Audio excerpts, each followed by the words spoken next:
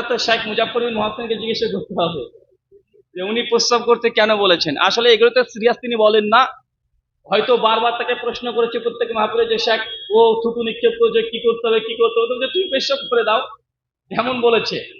আসলে আমাদেরও উচিত ইলমি ইখতিলাফ যেখানে হবে ইলম দিয়ে তাদের বাতিলকে রদ করা, আমরা এই ধরনের ভাষা থেকে দূরে থাকবো। শুকরিয়া।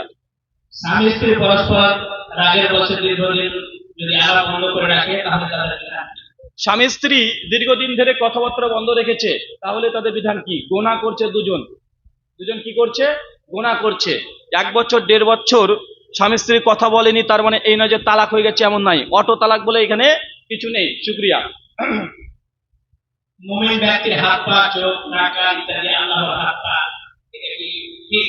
মুমিন ব্যক্তির হাত পা আল্লাহর হাত পা, এটাকে ঠিক, এটা সহিহ বুখারীতে এসেছে কিতাব তাওহীদের মধ্যে, যে মানুষ এবং নফল ফজিলত, নফল ইবাদতের ফজিলতের বলতে গিয়ে আল্লাহ নবী বলছেন নফল সালাত বা নফল ইবাদত করলে আল্লাহর এতটা নৈকট্য মানুষ অর্জন করতে পারে, তো বান্দার হাত এটা আল্লাহর হাত হয়ে যায়। কথা বুঝতে পারছেন? বান্দার পা আল্লাহর পা হয়ে যায়। তো এই হাদিসকে দলিল বানিয়ে যারা সুফিবাদ পীরবাদ তারা বলছে যে দেখো আল্লাহর ওলি, সত্যি আল্লাহর ওলি কেন, এই দেখো দেখো বলছে বান্দার আল্লাহর হাত হয়ে যায়। তো ভাই এটার অর্থ এটা না যে সরাসরি আপনার হাত আর আল্লাহর হাত দুটো সমান, এমন কিছু না। কথা বুঝতে পারছেন? এটা মাজাজান অর্থ, মাজাজি অর্থ বলা হয়, মেটাফরিক্যালি। যেমন সূরা নাসাই 3104 নাম্বার হাদিস, আল্লাহ নবী বলছেন মায়ের পায়ের নিচে জান্নাত। এমন মায়ের পায়ের নিচে যদি খুঁড়েন জান্নাত পাবেন? কথা বুঝতে পারলেন না?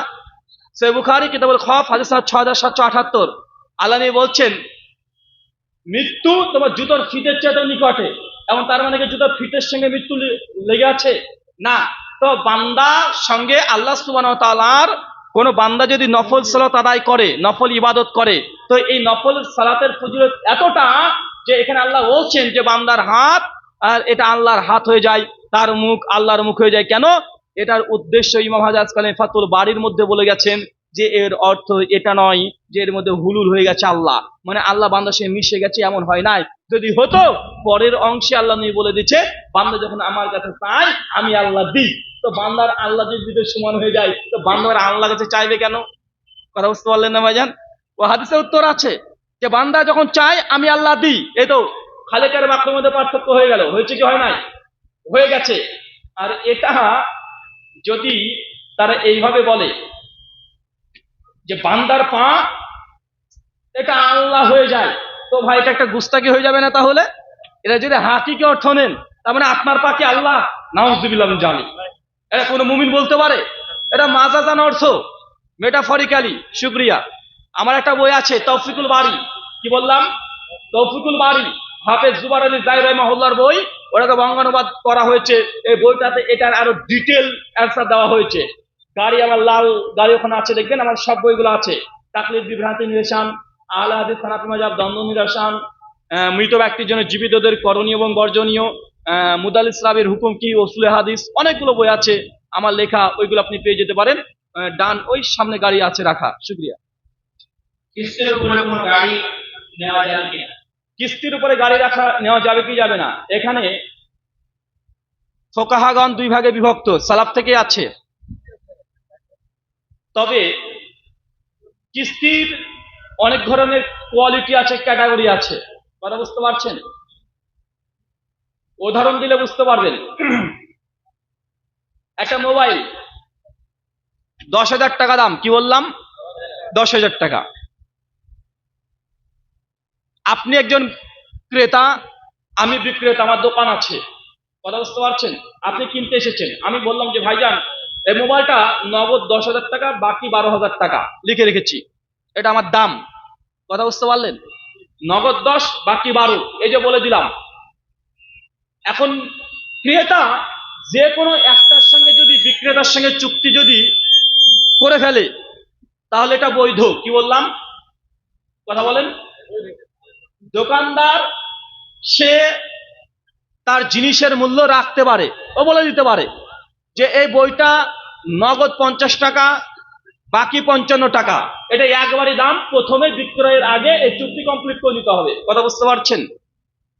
তাহলে সরাসরি এবং বলে দিল যে 1 বছর থাকলে সময় 1 বছর মধ্যে টাকা দিয়ে দিবেন। যে কোনো একটা হয় কি মানে মানে হয় নগদ অথবা বাকিটা নিয়ে নিতে পারবেন, এটা বৈধ। এক। 2 নম্বর, মোবাইলের দাম 10,000, দোকানদার বলছে যদি আপনি কিস্তিতে নেন, বাকিতে নেন তাহলে 12,000, কিন্তু কোনো কিস্তি ফেল করলে ওর জন্য আবার 20 টাকা, 50 টাকা, 100 টাকা করে ইন্টারেস্ট চাপবে। কথা বুঝতে পারছেন? এমন যদি শর্ত দিয়ে দেয়, তাহলে এই কিস্তি নেওয়াকে ওলামারা বলেছেন এটা হারাম জিনিসের সঙ্গে, সরাসরি হারাম জিনিসের সঙ্গে চুক্তি করছেন। আপনি খাচ্ছেন কি খাচ্ছেন না পরে ব্যাপার, কিন্তু হারাম জিনিসের সঙ্গে চুক্তি করে ফেলেছেন। অতএব এই হারাম জিনিসের সঙ্গে চুক্তি করা একজন মুমিনের জন্য শোভনীয় নয়। 3 নম্বর চুক্তি, এই জিনিসের দাম 10,000, দাদা দ্বিতীয়টা বুঝতে পারলেন? বুঝতে পারলেন কি? যদি চুক্তি পত্রনামাটা লেখা থাকে যে আপনি যদি চুক্তি মানে আপনি যদি কিস্তি ফেল করে দেন তাহলে এত টাকা অতিরিক্ত ইন্টারেস্ট লাগবে, তার মানে কি করলেন এটা? কথা বলেন। মানে আপনি সুদ দিতে বাধ্য হবেন, সেই সময় চুক্তি করে ফেলেছেন। এই জন্য সৌদি ওলামা বিন বাজ, ওসাইমিন রাহিমাহুল্লাহ আর অনেকেই আল হাদিস আলেমদের মধ্যেও তারা বলছেন যে না, এই চুক্তি হারাম জিনিসের সঙ্গে চুক্তি করা, স্বাক্ষর করা যাবে না, মানে এই দ্বিতীয় স্তরটা জায়েজ না। 3 নাম্বার, একটা জিনিসের দাম 10,000 টাকা, বললেন 20 কিস্তিতে আমি 10,000 টাকা শোধ করে দেব, কিন্তু এইখানে শর্ত এটা নাই যে না 1 বছরের মধ্যে টাকা শোধ করব, 20টা কিস্তিতে বা 10টা কিস্তিতে 1 বছর আপনি টাকা দিয়ে দিবেন। কিন্তু যদি কোনো কিস্তি ফেল হয়ে যায়, কোনো মাসে দেননি, তার পরের মাসে ডবল দিয়ে দিচ্ছেন, কিন্তু অতিরিক্ত ইন্টারেস্ট লাগছে না। কথা বুঝতে পারলেন? এবার এরকম যদি হয় এটা বৈধ। আরো অনেকগুলো শর্ত আছে, প্রশ্নোত্তরে এত ডিটেল বলা সম্ভব নয়। আমার একটা আলোচনা আছে, ইউটিউবে যাবেন, ওখানে গিয়ে লিখবেন যে ক্রয় বিক্রয়ের আদব, ব্রাদার রাহুল হোসেন, 1 ঘন্টা প্রায় আলোচনা আছে, ডিটেল ওখানে আলোচনা করা আছে। জমি বন্ধক দিতে পারবেন কি পারবেন না, কিস্তিতে টাকা নিতে পারবেন কি পারবেন না, আরো কারো কাছ থেকে কোনো দোকান আপনি আগে নিয়ে নিয়েছেন 5 বছর, বিভিন্ন চুক্তিতে বাড়ি ভাড়া দিতে হয় কিভাবে, বাড়ি ভাড়ার সিস্টেম কি, অনেকভাবে আলোচনা করা আছে। পদ উত্তরগুলো সব পেয়ে যাবেন। শুক্রিয়া। জি শেখ, আর একটা বলে দেন। একটা প্রশ্ন বলা হয়েছে যে বাবা মৃত্যু আর ওই মৃত্যু ব্যক্তির ছেলে মেয়ে আছে, ছেলেরা মানে ওদের ভাই বোনদের মধ্যে মানে ভাইয়েরা বোনদের বিয়ে দেয়নি, মিরাজ দেয়নি, তার কারণে মেয়েরা আর কি ভাইদের সাথে এবং মায়ের সাথে কথা বন্ধ করে দেওয়ার আছে। সূরা নিসা 11 থেকে 17 নম্বর আয়াত, বাপ মার সম্পত্তি, মেয়ে কন্যা সন্তান তারা সম্পত্তি ভাগ পাবে। কথা বুঝতে পারছেন? এখন ভাই যে দাবি করে যে বোনের বিয়েতে 10 লাখ টাকা খরচ করেছি, কেন তাকে বাপের জমির সম্পত্তি দেব, ভাই জুলুম করছে। মা যদি জীবিত থাকে আর মেয়ের সম্পত্তি, বাপের সম্পত্তি মেয়েকে দিচ্ছে না ভাইরা, মাও যদি তার ছেলেদের সঙ্গে সম্মতি দিয়ে দেয়, মাও জুলুম করছে মেয়ের প্রতি। বোন তুমি ধৈর্য ধারণ করো, কি বললাম? ধৈর্য ধারণ করো। তোমার ভাইরা যদি জুলুম করে, ইনশাআল্লাহ কিয়ামতের মাঠে তোমার ভাইকে তোমার আজকের এই জমি বা এই সম্পত্তির বিনিময়ে সম্পত্তি দেয় নাই, কিয়ামতের মাঠে তোমার ভাইয়ের আমল নামা থেকে নেক আমল তোমার আমলে দিয়ে দেওয়া হবে। কথা বুঝতে পারছেন? আর ভাইদেরকে বলি, বাপের সম্পত্তি আপনার একা সম্পত্তি না। কি বললাম? আপনার যেমন যতটা হক, আপনার বোনেরও ততটা হক। তবে মিরাসে কম বেশি আছে, কিন্তু হক একদম সেম। কথা কি বুঝতে পারলেন?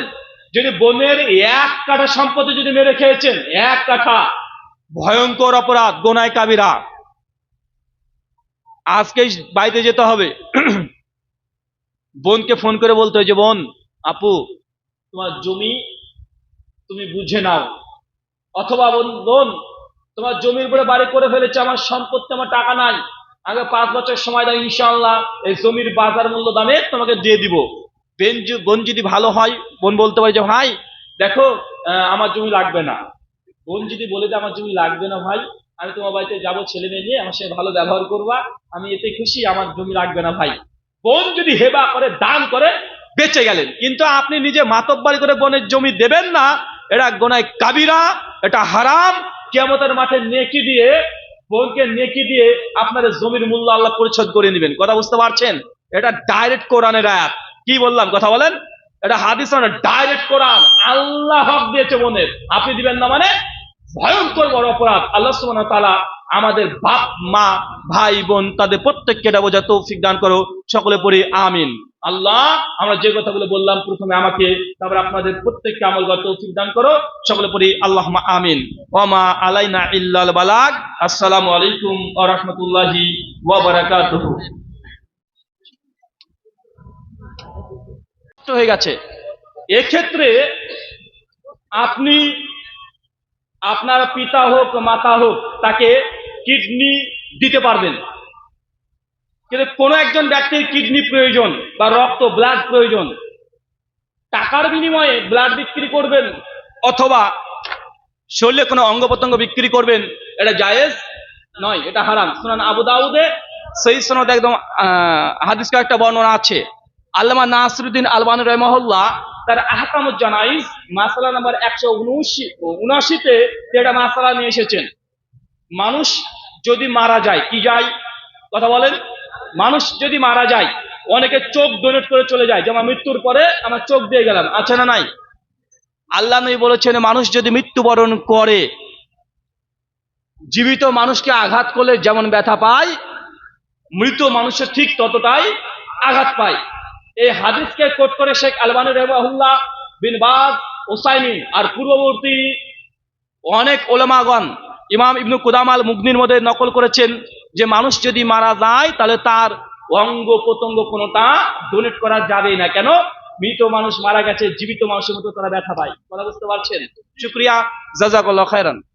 প্রশ্ন হবে যে গুনাহ না করার অর্থে লেখা হয় না, এটা আমি আলেমদের কাছ থেকে শুনেছি। তাহলে হাদিস আছে যে হত্যাকারী এবং যাকে হত্যা করা হবে উভয় গুনাহ যতক্ষণ না করছেন ততক্ষণ আল্লাহ সুবহানাহু ওয়া তাআলা এটাকে ধার্তব্যের মধ্যে রাখেন না। হ্যাঁ, এই মর্মে কয়েকটা রিওয়ায়াত পাওয়া যায়। আর এই হাদিসটা সহিহ যে হত্যাকারী এবং যে হত্যা হয়ে গেছে দুজনই জাহান্নাম। নবীকে যখন জিজ্ঞাসা করা হয়েছে, ওই হাদিসের উত্তর আছে যে ইয়া রাসূলুল্লাহ, যে নিহত হয়ে গেছে সেটা মারা গেছে, সে কেন মৃত্যুবরণ করলো, মানে সে কেন গুনাহগার হবে? তো আল্লাহ রাসূল বলে দিয়েছে যে সেও তার মুমিন ভাইকে হত্যা করার জন্য নিয়াত করে ফেলেছিল, সুযোগ পেলে মেরে দিত। কথা বুঝতে পারছেন?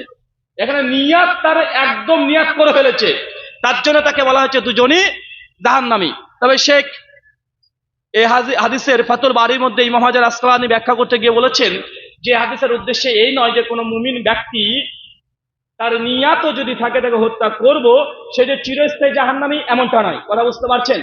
যে মুমিনকে হত্যা করে দিয়েছে, মুমিনকে হত্যা করার জন্য সে গুনাহ কাবিরা এবং সে জাহান্নামে অবধারিত। আর কেউ যদি নিয়াত করে কিন্তু পারেনি হত্যা করতে, লড়াইয়ে বিপরীত কেউ মেরে দিয়েছে, তাহলে এই ব্যক্তি জাহান্নামে যাবে, তবে চিরস্থায়ী না। কথা বুঝতে পারছেন? শুকরিয়া। তারপর একটা প্রশ্ন আছে, ভাড়া ধান এতে ওষুধ আছে না নাই? এগুলো সলভ করতে হবে। যেমন কমপ্লেন দিয়ে যে ধান কাটলো, তারপরে ওয়াটার পাম্প মোটরে যে ভাড়া পেলো, প্রেসার ভাড়া পেলো, এগুলো এগুলোতে ওষুধ লাগবে কি লাগবে না? তিনটে জিনিসের ফতোয়া, এটা তাৎক্ষণিক সঙ্গে সঙ্গে ইজতিহাদ করতে হয়। এক, তালাক, কি বললাম? তালাক। দুই, ফারাইজ। তিন, জাকাত, ওসর, কত পরিমাণ জাকাত কি হবে, এগুলো ফতোয়ার বিষয়। এইগুলো স্টেজে আপনার প্রশ্নের ভিত্তিতে আমরা উত্তর দিতে পারবো না। এগুলোর জন্য আলেম ওলামা যারা আছেন তাদের কাছে গিয়ে বসে ফতোয়া নিতে হবে। কথা বুঝতে পারছেন? আর কিছু ফতোয়া আছে যেটা এস্টাবলিশড, এটা কখনো পরিবর্তন হবে না, কিয়ামত পর্যন্ত এটাই থাকবে। রফুল করা সুন্নাত, এটা কিয়ামত পর্যন্ত সুন্নাত, এটা ফতোয়া না, এটা কি? এটা প্রমাণিত। কথা কি বুঝতে পারছেন? তাই আমরা ফতোয়া, যে ইস্তেহাদি ফতোয়া তাৎক্ষণিক ইস্তেহাদ করতে হয়, আমরা উত্তর দিই না। যেগুলো ফতোয়া মজুদ আছে আগে থেকে, এরা কোনো পরিবর্তন হবে না, সেই ফতোয়াগুলো আমরা দিই। শুকরিয়া, জাযাকাল্লাহু খায়রান। শিরক, তওবা করলে শিরকের গুনাহ ক্ষমা হবে কি হবে না, দলিল দিবেন। আর হজ করলে সব ধরনের গুনাহ মাফ হবে না, শুধু কাবিরা গুনাহ হবে? সহিহ বুখারী কিতাবুল হজের 9 নম্বর হাদিস, হজ্জের ফজিলত হিসেবে এসেছে, কোন ব্যক্তি যদি হজ করে আর আল্লাহ যদি তার হজটাকে কবুল করে নেয়, ওই ব্যক্তির উদাহরণ নবী দিতে গিয়ে বলেছেন যে আজকে যেমন সন্তান জন্মগ্রহণ করলে যেমন একজন ক্লিন হয়ে যায়, কোনো পাপ নাই, নিষ্পাপ, একজন কবুল হজকারী ব্যক্তিরও আমলনামা অমন হয়ে যায়। মানে তার গুনাহ কাবিরা সাগীরা সবগুলো আল্লাহ সুবহানাহু ওয়া তাআলা কি করবেন? মাফ করে দিবেন। কেন? যদি শিরিক থাকে অত হজ আল্লাহ কবুল করবে না। আর দুই, যদি শিরক করেন তাহলে কি তওবার মাধ্যমে শিরকের গুনাহ ক্ষমা হবে? অবশ্যই হবে। সূরা ফুরকান আয়াত নম্বর 69, 70, 71 পর পর আয়াতগুলো আছে, ইবনে কাসিরের আলোচনা সহ দেখে নেবেন। শুকরিয়া। জি। তারপরে কাজা এবং কাদার মধ্যে পার্থক্য কি? কিসের মধ্যে শেখ? কাজা এবং কাদা। কাজা আর কাদা কাদা, এটা নিয়ে আলোচনা করতে গেলে আরো স্পর্শকাতর বিষয়। এগুলো প্রশ্নোত্তরের বিষয় না, এগুলো স্পেশাল ভাবে আলোচনা বিষয়। তাই এগুলো বিশেষত আমার একটা আলোচনা আছে, ইউটিউবে যাবেন, মাসালে তাকদিরের উপরে দীর্ঘক্ষণ আলোচনা আছে। ওখান থেকে এই প্রসঙ্গে দুটো প্রশ্নোত্তর আছে, ওটা শুনে নেবেন। দীর্ঘক্ষণ প্রয়োজন, মানে যতক্ষণ না বলবো বোঝা সম্ভব নয়। একটু 19-20 হয়ে গেলে ঠিক ভুল হয়ে যাবে, ভুল ঠিক হয়ে যাবে। শুকরিয়া। একজন প্রশ্ন করেছেন যে মুজাফফর বিন মুহসিন আবু তাহা আপনার সুখের পেশাব করতে বললেন কেন?